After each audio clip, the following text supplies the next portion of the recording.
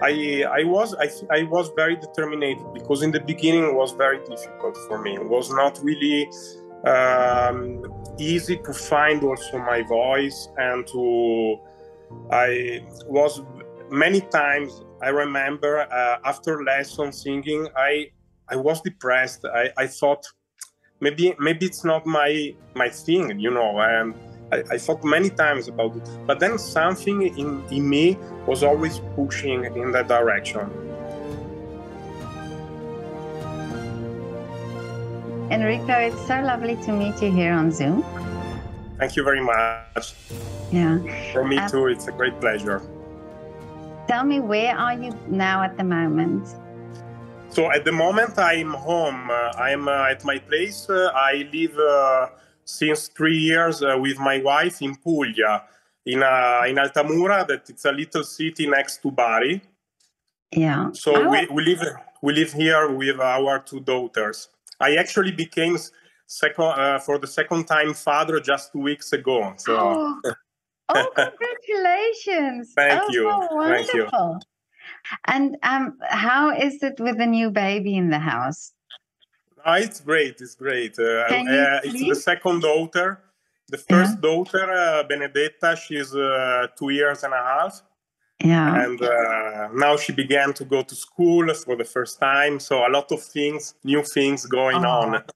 Oh, wonderful. But everything is going well. I just want to know, seeing that you're a tenor, do you sing your babies to sleep? Yeah, of course. Some lullabies, yeah. Oh. Very softly, of course. Yeah. What a privilege. But Enrico, now tell me I want to talk about your career and how you started. What was initially, as a child, your interest in music, or you didn't sing from, a young age, or did you play an instrument first? Yeah, I'm from Verona, the north of Italy, which is actually a city that is really into opera, because with Arena di Verona is one of the biggest opera festival in the world. So I was not really into opera when I was young. My parents, they were, of course, passionate of opera, and my grandparents as well. And they were bringing me also to Arena when I was like 11, 12 was, I think, the first time. But actually in that time, I was more into rock music. And I was actually a drummer, a rock drummer and jazz drummer for 10 years professionally before singing. Yeah, so it's it's a strange story. Because I was into another musical world, let's say. So I was more. I studied drums, and I began actually to do first concert when I was 14, 15, so quite young. And I was not really into singing in the beginning. Then when I was 19, 20, I went to study the Faculty of Musicology in the University of Pavia, in the north of Italy. And there I met a great teacher that was a teacher of musical dramaturgy. And I began then to have interest into opera and to the history, of and development, historical development of the opera. And then I was so curious that I wanted to try to sing, because when I was a little child, the teacher in the school said to my parents that I had a voice and I was, let's say, intonated, no? Yeah. And but then this thing was kept it there. Mm-hmm. So then when I was 19, 20, I started to have the first few lessons of singing. And from that moment, it was not really easy, of course. It was not really like I was a talent and opened my mouth and everything was going right. So it was very difficult. and to combine also with my drummer, let's say, life. So then after I started really to fall in love with opera and the repertoire, and I discovered that I was a tenor. And when I was, after a couple of years of lesson, I decided to stop with drums and really to study and to concentrate on singing. And but at that time I didn't know, if what could be in the future, no. And then when I was 24, I started then to study with another teacher and the Conservatoire of Verona.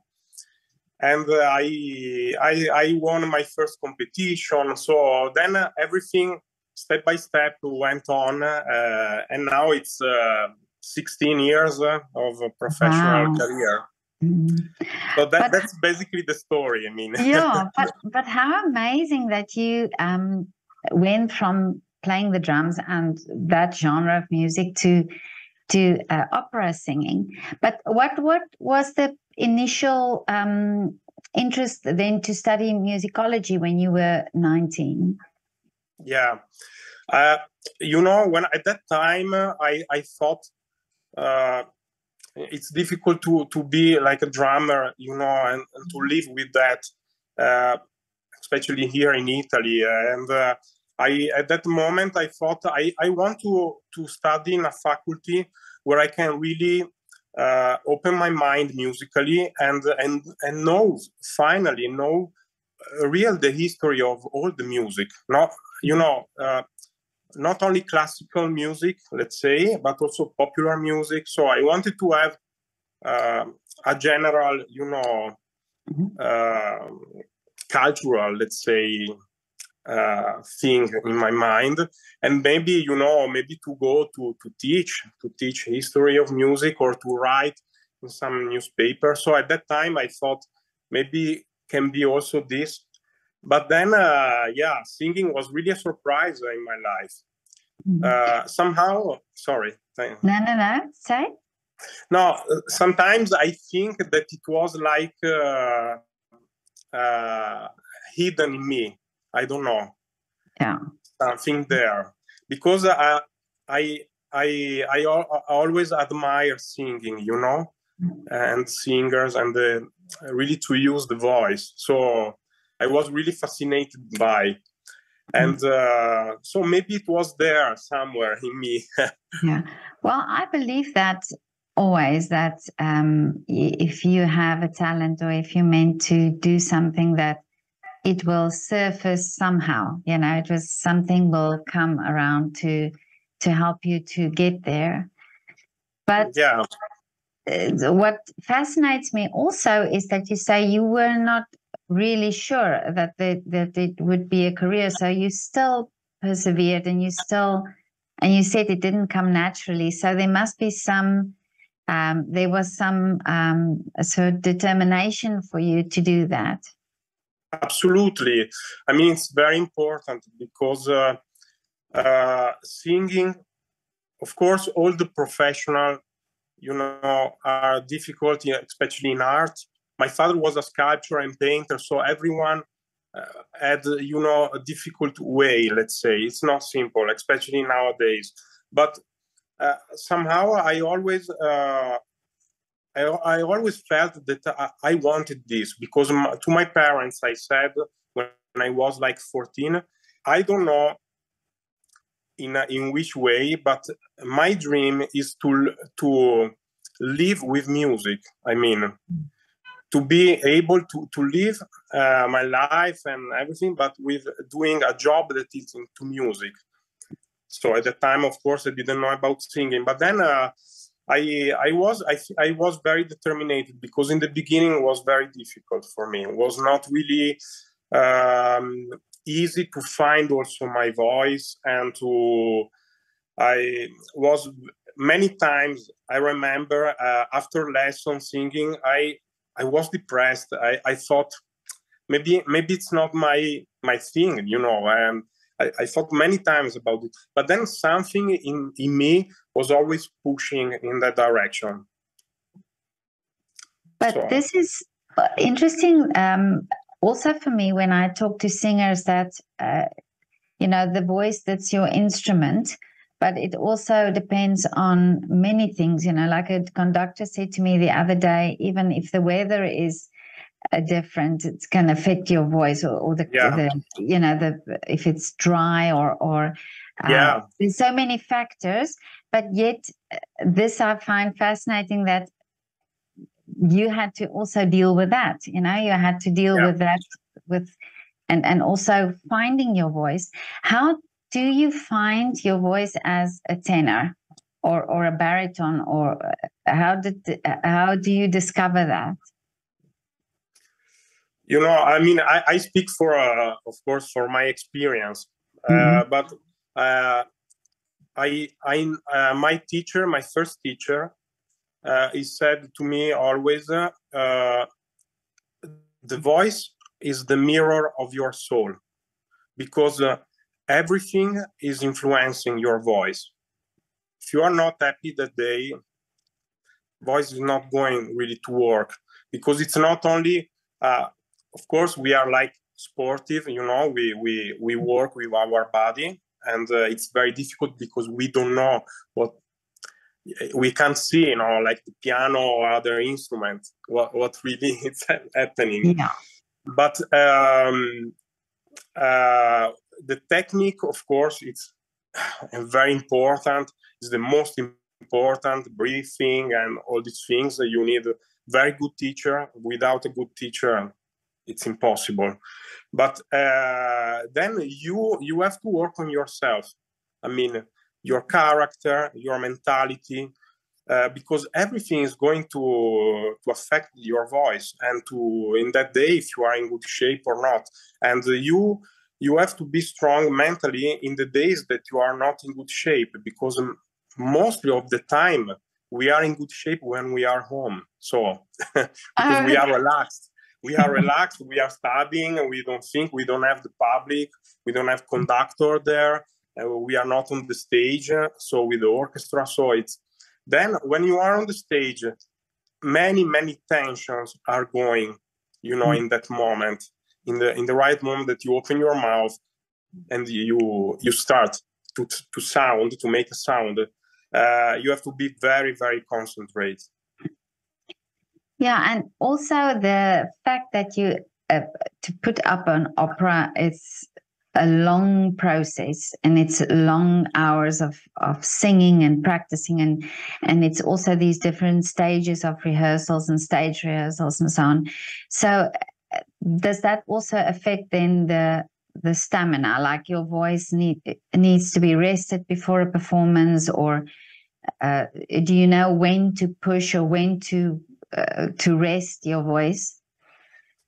Yeah, in this sense, you have to know very well the repertoire and to choose the right repertoire for your vocality, because otherwise, if you go over, the limit that you should know very well your limit and your vocality. If you go over, then of course you risk to I don't know, maybe not really to destroy your voice, but to get reading problems. But it's also important to make mistakes, I think, because I made my mistakes, and you learn really a lot. Yeah, no, I agree with you. Yeah, and it's very important, I think. Yeah, I've heard a dancer once said that it's not the competitions he won that he learned from, but the competitions that he didn't win. So the mistakes that he made, that's what he learned from. So I think, yeah, that's true. Yeah. Really, it's really a fundamental thing. Yeah, I think. You were involved in a production now of Nabucco. Yes, I was in Brno, in Czech Republic, in the National Theatre of Brno. we are doing a revival of Nabucco. So actually, the period of rehearsal I did already last year, and now I was there just to make a performance. So I just came back yesterday evening. Yeah. So if you say reviving, what do you mean by that? So let's say it's not a new production that is made in this moment. It's an old production that we did 1 year and a half ago, and so we did all the period of rehearsal 1 year and a half ago, and some performances. And now we are making revival in the sense that we just it's in the repertoire of the theater, and we are going still to perform it. Oh, I see. Okay. So when we're doing instead a new production, of course, we have like 1 month and a half, even 2 months of period of working. So rehearsal and then performances. But this is also part of your life to be away from home and to sing in different theaters. How do you cope with that? How do you deal with this type of thing? Because this is also a difficult part of your line of work. Yeah, I mean, I love to travel. So really, it was really, especially when I was young, it was really, so for me to do a job like this, it's fantastic. I mean, because you go, of course, in many different places, meet many different people. And now that I have a family, it's really difficult to go away because, of course, with 2 children and my wife, she's a singer too. She's a mezzo soprano. Yeah, we met. Yeah, we met in Opera of Monte Carlo in 2017. We met there, and we were working together, and then I have to hear this story now because I love stories. So, did you sing? I have to say it's a great story. I mean, not because it's my story, please but. Tell.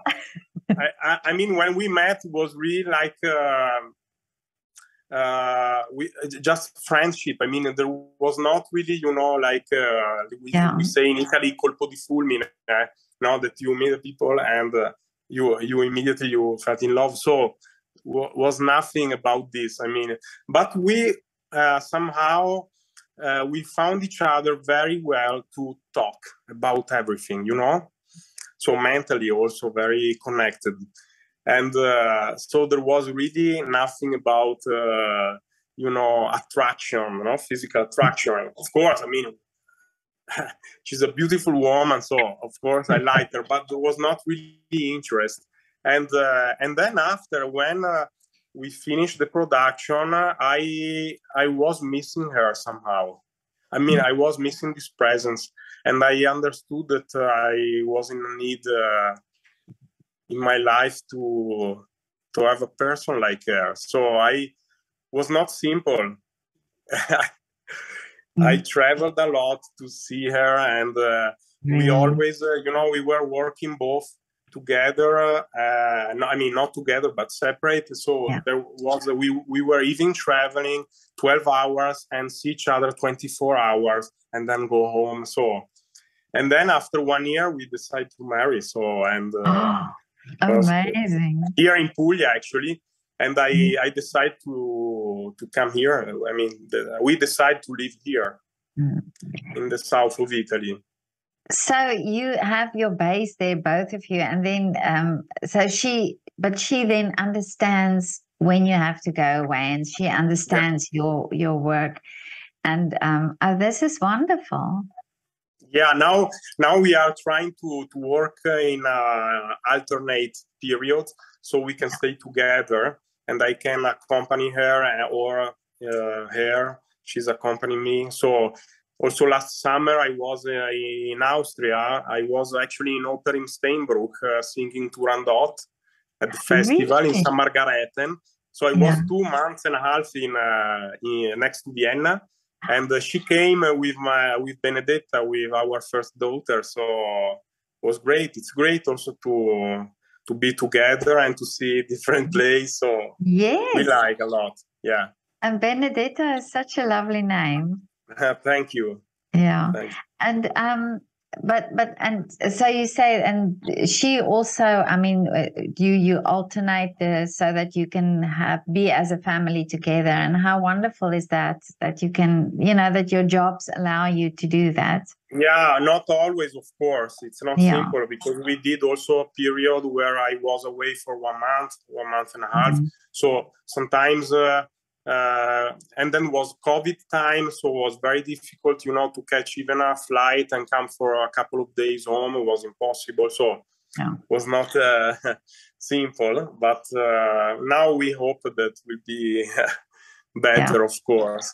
But so we are trying to do like this, to organize like this. Yeah. Oh, I think this is lovely. But I always ask couples who are both opera singers, are you each other's best critics?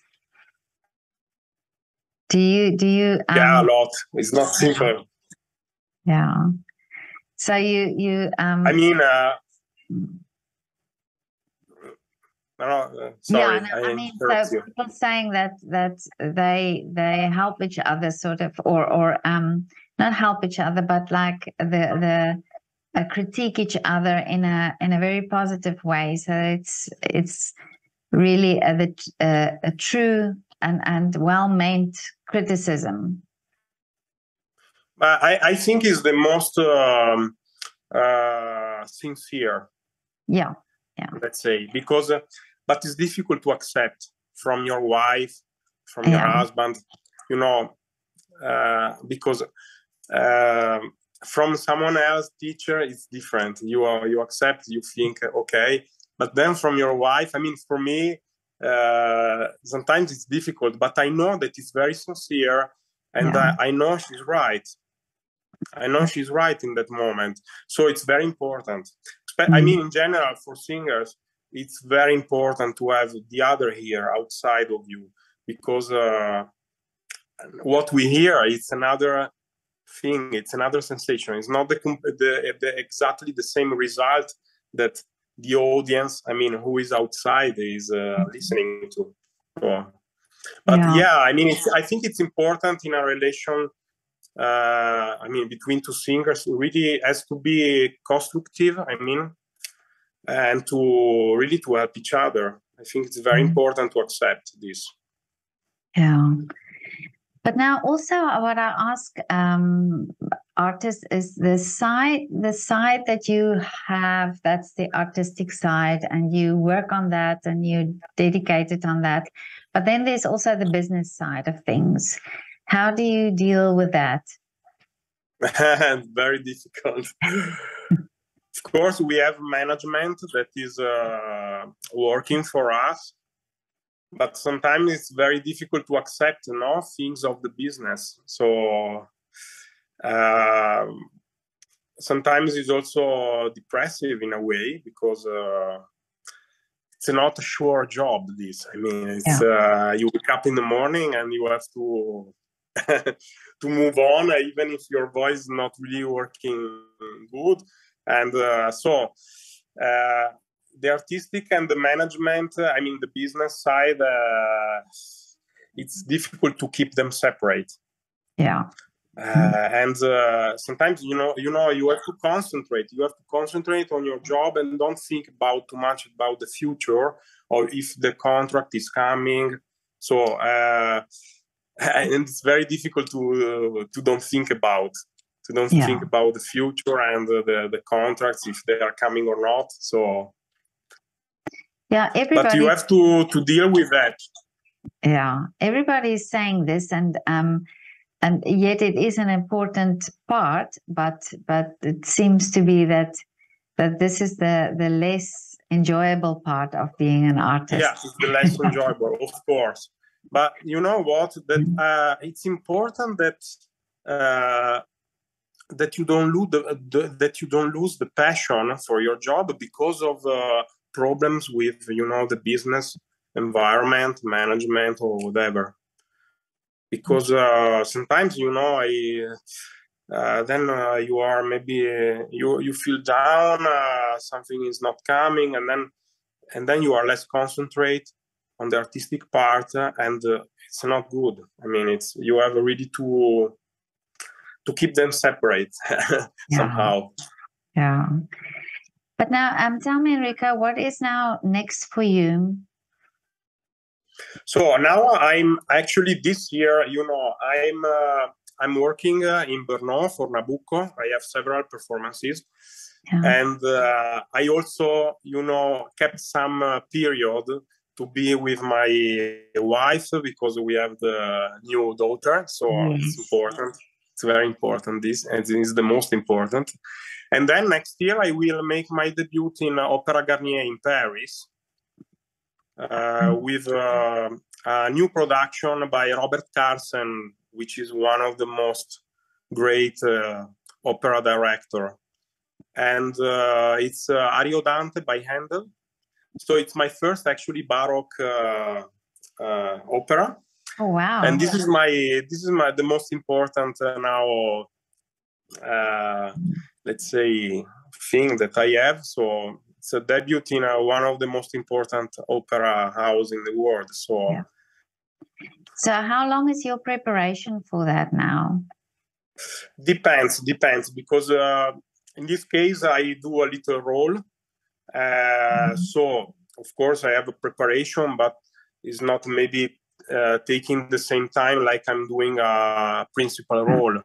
Last year I was doing Destiny, an opera by Janacek at the festival in Brno, and I was singing the main role and was also in Czech. So I had to learn language, phonetics, and then of course musically and singing. So it took really many months the job. Yeah. So I can imagine if you don't know the language to have to learn.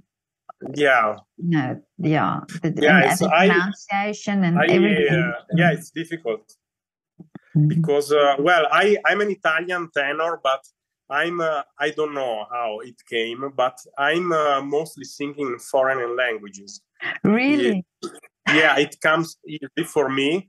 So I actually sing in 5 different languages. So I did French repertoire, Czech repertoire, Russian repertoire. I did Candide by Leonard Bernstein this year and also 3 years ago. So English, of course. So I mean, it's many different languages, and German also. So I don't know, it came, and I love actually to do different repertoire. So I like to learn. I mean, I like to learn new languages. Sometimes when you see languages like Czech language with a lot of consonants, you think that it's impossible to sing some beautiful line, and but then you find the sound, a new sound that is fascinated about the different languages. So every different language has something really interesting. Yeah, I can imagine that if you, and especially if you learn the language new, that you have to also the pronunciation of it, that might be the thing that you have to concentrate on, so that Well, I just sometimes with names find this in different languages also the accent on certain vowels different, that if you used to saying the word in your language and the accent changes, it makes the word sound completely different. So I can just imagine it can be tricky when you sing it. Because sometimes singers, we need also to adapt the vowels to the sound. Maybe you have to do a high note or a difficult passage. So you have to try to keep everything very homogenic. And when you sing in a different language than yours, it's difficult. So it's very important to do phonetic preparation before, to know. I mean, the best you can, the pronunciation, and then step by step you you find a way. Well, your career is a career of lifelong studying because you have to study constantly. It's a career that you need to do a lot of sacrifices, especially in the beginning. Yeah. Because you need to study, you need to be in shape, you need to discover new words. I mean your body. So there are many things to learn and to. So maybe a party with friends. Sometimes I couldn't do it, when I was young, because the day after I had a lesson. So then you're not, in shape the day after to study. So okay, maybe it's not a big sacrifice, but there are many. I mean, I did just example because when I remember young and I was studying the conservatoire. Then on Saturday, I had lesson in the morning. So on Friday night, usually I was staying home because I had to take care about my voice for the day after. This is our little sacrifice, but there are many things that you have to deal with. Like sportive. I remember also my friends that they were doing sportive, let's say professional. Of course, you have to be in shape. You have to take care about your body and everything. So, but we see on stage, and it looks so effortlessly. I don't think people always realize this. The effort that goes in behind the scenes. Yeah, well, most of the people, they don't know what is behind. Yeah. No, definitely. Yeah. Because sometimes we have to sing also in a not very good condition, and it's a big stress, mentally, physically. Yeah. It's not so easy. Yeah. But Enrico, thank you so much for this wonderful conversation. I just want to ask you also now that what are your wishes for the future? Well, thank you so much to you. It's really a great pleasure to talk with you and to meet you. To be well and to be happy with my family. And of course, I wish to sing as much as I can, but really to enjoy my job, to don't lose the passion for my job. That's the most important, I think. I just one last question for you, Enrico. Can you do a shout out to your favorite coffee shop in your area?